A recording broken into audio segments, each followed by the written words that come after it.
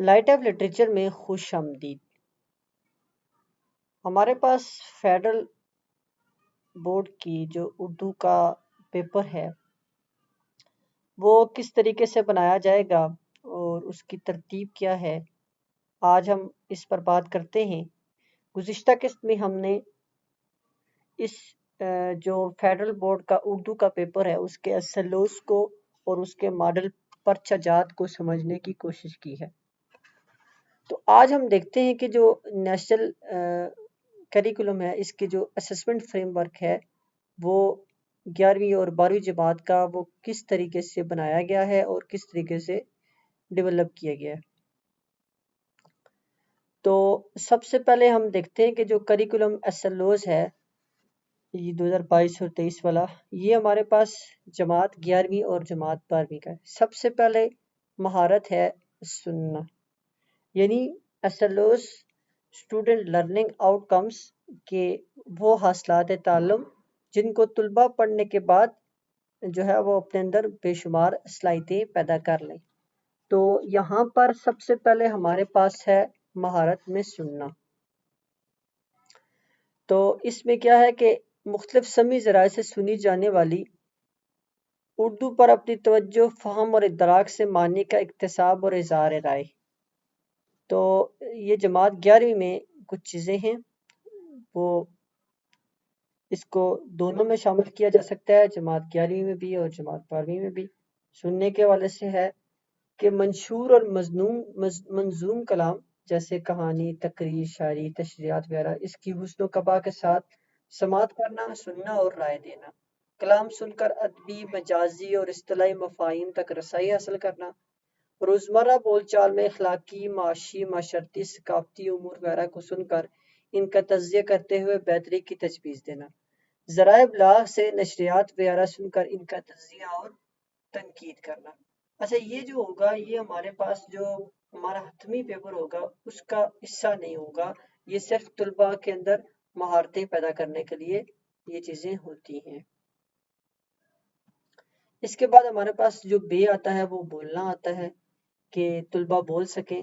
تو کیا ہے کہ درست قواعد تلفظ، زبان کے اتار چڑھاؤ کے ساتھ مکمل جملوں میں مختلف صورتحال کے مطابق گفتگو، اپنے موقف، مدعا رائے، معافی ضمیر کا مدلل بیان، کسی موضوع پر چند جملے یا مربوط اور منظوم تقریر۔ اچھا، یہ ہمارے پاس اس میں اور چیزیں آئیں گی، جیسے یہ دیکھیں کہ منشور اور منظوم کلام کو اپنے حسن و قبا کے ساتھ روزمرہ بول چال میں ربط و تسلسل سے مدلل انداز میں پیش کرنا، کسی موضوع پر اپنے خیالات اور معافی ضمیر کو تقریر اور خطبہ دینے کے اصولوں کے مطابق درست لب و لہجے اور انداز کے ساتھ پیش کرنا۔ منظوم منصور کلام میں ذرائع ابلاغ کی نشریات وغیرہ کا استحسان اور تنقید کے ساتھ تجزیہ پیش کرنا۔ اس کے بعد ہمارے پاس آتا ہے پڑھنا۔ تو اس میں کیا ہے، حروف معیار کیا ہے، حروف، الفاظ، جملوں اور تحریک کی پہچان اور ادراک، تحریک کی صحیح تلفظ اور روانی کے ساتھ پڑھائی اور سوالات کے مربوط جوابات۔ اس میں کیا ہے کہ سب سے پہلے استحسانی اور تنقیدی نقطہ نظر سے عبارت پڑھنا، منتخب طریقہ سے مطالعے کی عادت اپنانا، علم بیان، بدی اور منتخب شعری اسناد کی اہمیت کو سمجھتے ہوئے موازنے اور تبصرے میں فرق بیان کرنا۔ اب یہاں پر ہم جو 11ویں جماعت ہے، جو 11ویں جماعت کا فریم ورک ہے، اس کو ہم سمجھنے کی کوشش کریں گے۔ تو حاصلات تعلم یہاں پر دیکھیں SLOs کیا ہیں، جانچ کی نوعیت ہے، سمیٹو ہے۔ سمیٹو جو ہوتا ہے یہ کسی بھی جو امتحان ہوتا ہے ہمارا اس کا حصہ ہوتا ہے، اور فارمیٹو جو ہوتا ہے یہ ہمارا جو امتحان ہوتا ہے اس کا حصہ نہیں ہوتا، لیکن فارمیٹو میں آپ کلاس میں کچھ ایکٹیویٹیز یا کچھ اس طرح کی چیزیں کرواتے ہیں تاکہ وہ سمیٹو کو سمجھنے میں اہم کردار ادا کرے۔ تو یہ جو سمیٹو ہے یہ ہمارے پاس کسی بھی امتحان کا حصہ ہوتا ہے۔ تو یہاں پر 11ویں جماعت کا جو سب سے پہلا SLOs ہے وہ کیا ہے، نظم و نثر کے فہم کا اظہار کرتے ہوئے ذاتی اور معاشرتی زندگی سے تعلق قائم کر سکنا، معاشرتی اور ذاتی زندگی سے تعلق قائم کرنا، اور یہ ہمارے امتحان کا حصہ ہوگا۔ اسی طرح مختلف تحریر، رودات، سفر نامے، رپورٹ وغیرہ پڑھ کر ان کے مقاصد کی ترجمانی کر سکنا، یہ بھی ہمارے پاس جانچ کا حصہ ہے۔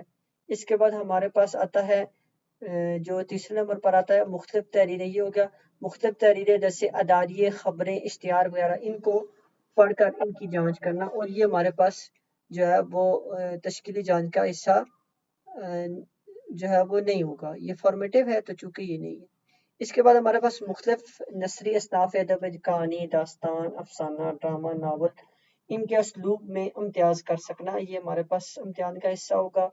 پھر ہمارے پاس آگے ہے پڑھے گئے متن کے کسی حصے کو دہراتے ہوئے حوالوں اور دلائل کے ساتھ اظہار رائے کرتے ہوئے متعلقہ حصے پر جزیات کے ساتھ تبصرہ پیش کرنا، یہ بھی ہمارے پاس امتحان کا حصہ ہوگا۔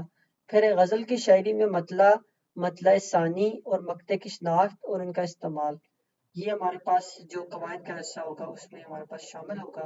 پھر کسی بھی نثر میں نظم موضوعات کی شناخت کرتے ہوئے مصنف اور قاری کے نقطہ نظر کے ساتھ وضاحت کر کے اپنی رائے دینا، یعنی مصنف اور قاری کے نقطہ نظر کو سمجھنا اور اپنی رائے دینا، یہ بھی ہمارے پاس امتحان کا حصہ ہوگا۔ پھر ہمارے پاس کسی بھی نظم کو پڑھ کر حوالوں کے ساتھ اس کے اشعار کی تشریح کرتے ہوئے تنقید، تو یہ تشریح ہوگی، پھر تنقید و تبصرہ ہوگا، اس میں بھی یہ ہمارے پیپر کا حصہ ہوگا، یہ سمیٹو ہے۔ پھر سمیٹو میں ہے متن پڑھ کر خیالات، آراء، رویوں کا آپس میں تعلق سمجھتے ہوئے اس پر تبصرہ و تجزیہ کرنا، یہ بھی ہمارے پاس پیپر کا حصہ ہوگا۔ اب اس کے بعد ہمارے پاس یہ پڑھنے والی بات ختم ہوئی۔ اب دیکھیں یہاں پر جو ہم آگے مہارت پر بات کرتے ہیں، جو لکھنے والی ہے یہ ہمارے پاس کس طرح سے اہم کردار ادا کرے گی۔ تو الفاظ و تراکیب، جملوں اور عبارت کی درست قواعد اور ترتیب کے ساتھ افسانی اور غیر افسانی اور روزمرہ تحریر میں مہارت سے استعمال، مربوط، رواں اور موزوں انداز میں مختلف تحریروں کے ساخت اور اسناد کی مناسبت سے اپنے مشاہدات، خیالات، معاملات اور احساسات کی تحریر پیشکش کرنا۔ تو یہاں پر یہ سیکھی گئی مہارتوں کا استعمال کرتے ہوئے تحریری صلاحیت کا مظاہرہ کرنا، یعنی جو اب مہارتیں سیکھی گئی ہیں اس کو تحریر میں لانا، تعلیم معنی کی وضاحت کے علامت اوقاف اور قواعد کی مہارتوں کو محل استعمال کرنا، مصنفین شعراء کے پس منظر میں افسانی اور غیر افسانی تحریر پر تجزیاتی رائے قائم کرنا اور تنقید و تبصرہ کرنا، حوالوں کے ساتھ مدلل اور معیاری زبان میں مرکزی خیال، خلاصہ، تشریح، تبصرہ، تجزیہ، موازنہ یہ کرنا، کسی بھی عنوان پر مربوط کہانی، مضمون، خط، مکالمہ، رپورٹ، کالم، تبصرہ، تجزیہ، تقریر اور درخواست وغیرہ لکھنا۔ تو یہ کیا ہے کہ یہ ہمارے روزمرہ میں بھی استعمال ہوں گے اور یہ ہمارے امتحان کا حصہ بھی ہوں گے۔ اس کے بعد ہمارے پاس جو مزید ہم دیکھتے ہیں کہ جو ہمارے پاس اصل اوزار ہیں اس میں مختلف تحریری سرگرمیوں میں الفاظ کی درست املا کا خیال رکھتے ہوئے تحریری کام پر نظر ثانی اور ادراک یعنی ادارت یعنی پروف ریڈنگ کرنا، تو یہ بھی ہمارے جو امتحان کا حصہ ہے اس کا حصہ نہیں ہوگا کیونکہ یہ فارمیٹیو ہے۔ سمیٹیو ہے اپنی جماعت کے معیار کے مطابق روزمرہ ضرب المثال اور محاورات کا استعمال، یہ ہمارے سالانہ امتحان کا حصہ ہوگا۔ اس کے بعد ہمارے پاس ہے نظم اور غزل کے اشعار میں تشریح جو کرنا، شاعری کا پس منظر ہے، انداز بیان ہے اور شعری ماسن ہے، یہ ہمارے پاس سالانہ امتحان کا حصہ ہوگا۔ پھر کسی بھی نظم یا نثر کو پڑھ کر اس کے اہم نکات کا خلاصہ لکھ سکنا، یہ بھی ہمارے سالانہ امتحان کا حصہ ہوگا۔ کسی بھی نظم یا نثر کو پڑھ کر مصنف، شاعر اور قاری کے نقطہ نظر کو سامنے رکھتے ہوئے مرکزی خیال تحریر کرنا، یہ بھی ہمارے پاس امتحان کا حصہ ہوگا۔ پھر ہمارے پاس آگے ہے یہ فارمیٹیو ہے اور مختلف اقتباسات انگریزی سے اردو کے اصل و معنی، مفہوم اور مقاصد کو برقرار رکھتے ہوئے تراجم کر سکتا ہے، یہ ہمارے پاس امتحان کا حصہ نہیں ہوگا۔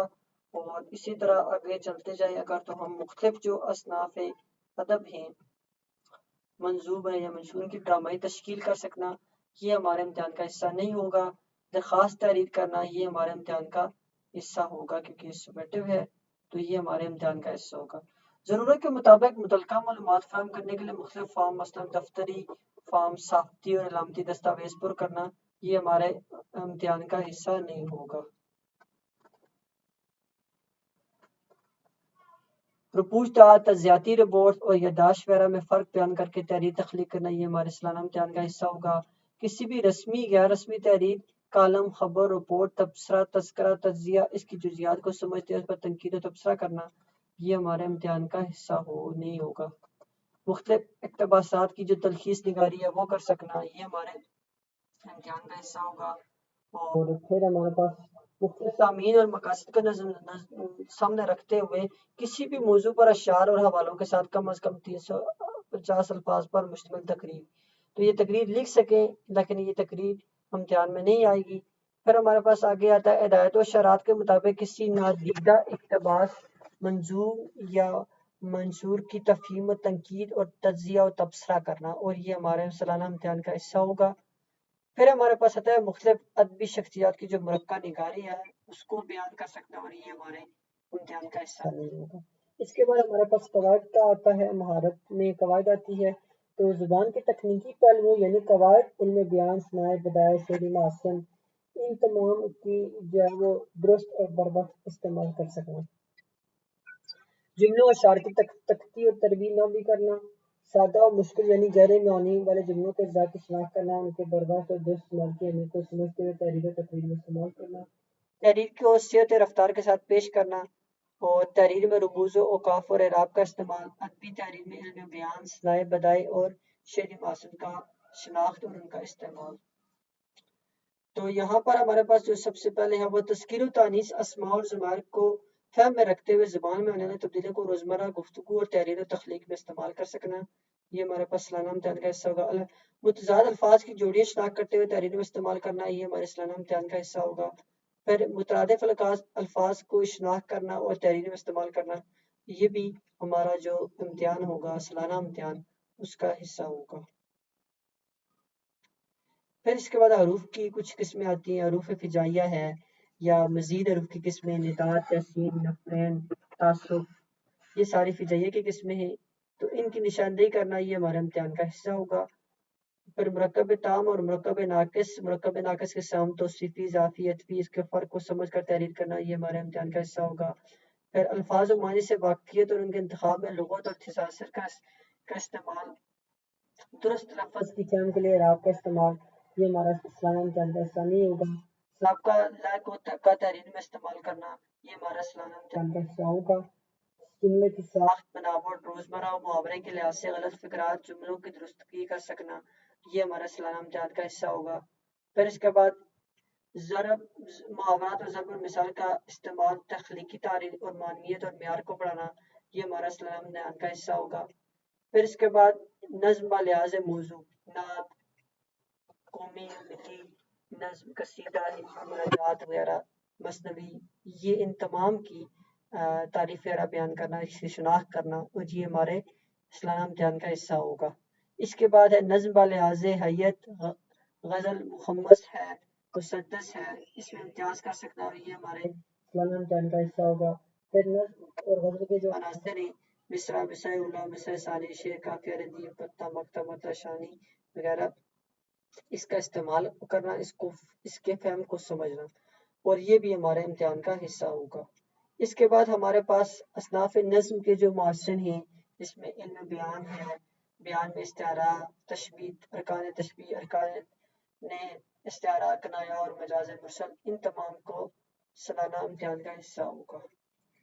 تو یہاں پر ہمارے پاس جو سمیٹو اور فارمیٹو جو فریم ورک تھا وہ ہم نے 11ویں جماعت اردو کا پیش کیا۔ امید ہے آپ کو یہ ویڈیو پسند آئی ہوگی، اور آپ SLOs کے مطابق تمام اساتذہ بچوں کو پڑھائیں گے بھی، اور جو عزیز طلباء ہیں وہ اس سے مزید جو ہے وہ سیکھیں گے۔